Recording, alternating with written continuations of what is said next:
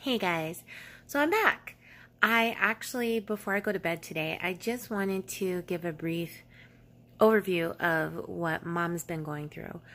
So in 2017, mom was diagnosed with breast cancer, carcinoma. And we went through that chapter of her life with her through 2018 and into 19. She actually went into remission July of 2018. So we thought everything was okay after that. She's been getting her usual checkups. She actually just got her mammogram and everything looked good. She was still in remission. Unfortunately, 2 weeks ago when we went to the premium outlets and walked around, she had some issues at one point where she could barely move her left leg. There was extreme pain happening.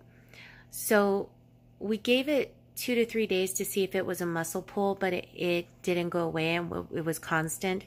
So I told my dad to take her to her primary care physician and just explain the pain just in case, because mom has actually gone through some things in 2019, including septic shock, where she was in the hospital for almost 2 weeks. And she was saying she was cold and we were just covering her up thinking she was getting sick or something, and she was just cold from that, and it turned out she was septic. So I told dad not to ignore that pain, and he agreed and took her in last Friday, or no, two Fridays ago, sorry. And the doctor figured that he should give her a CT scan of her lower back to be safe. And then on Christmas Eve, I took her into the doctor because he called right away. And he gave us the bad news that the breast cancer had metastasized into her spine. Now, from what I understand and what I've read, 80% of breast cancer metastasizes typically into the lungs, kidney, liver, or spine. And in mom's case, it's in the spine. And we believe it's also in the lungs. And they're going to do more testing because they did see nodules in the lungs when they did a lung scan in the hospital. So anyways, so we got that bad news, and to be on the safe side, he admitted her through the emergency room to the hospital so that they could do more testing, make sure that the lesions in her spine weren't causing swelling that could actually squeeze her spinal cord and cause paralysis. That was the main reason of the admission to the hospital. So he admitted her. She stayed through Christmas Day all the way to Friday. She had her bone biopsy last Friday, and she was released home after that. So it was nice to have her home because Dad's 81st birthday was Sunday, which was really awesome. We had a really good day together. But she was, still having issues walking, and the pain was pretty bad. So I had purchased through Amazon. Thank you, Amazon, because you have everything and it arrives quickly, and my mom really, really needed this, was a lightweight wheelchair.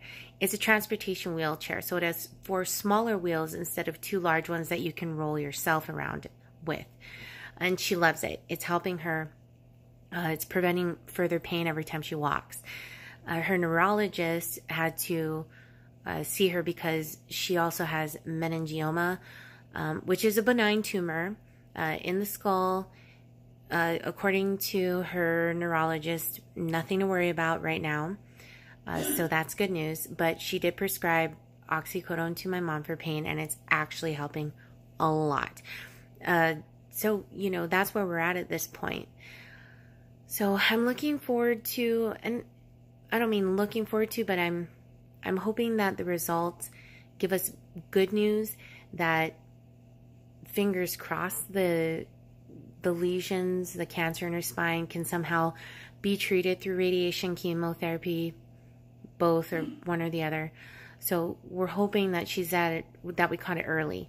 If we haven't, and from what I've read and discussed with other people who have family members who've been through this before, it is more palliative care. I'm hoping we're not at that point. I'm really, really hoping that treatment is possible. So, keep your fingers crossed for us out there. And I will definitely keep you all posted through YouTube and on my Facebook. But thank you guys. Thank you for always checking in on Mom, whether you know her personally or not. And thank you for being there for me, because as much as it is difficult for her to go through it, having the cancer, family members are also greatly affected by it too. And people tend to forget. So thanks again, and I'll talk to you soon.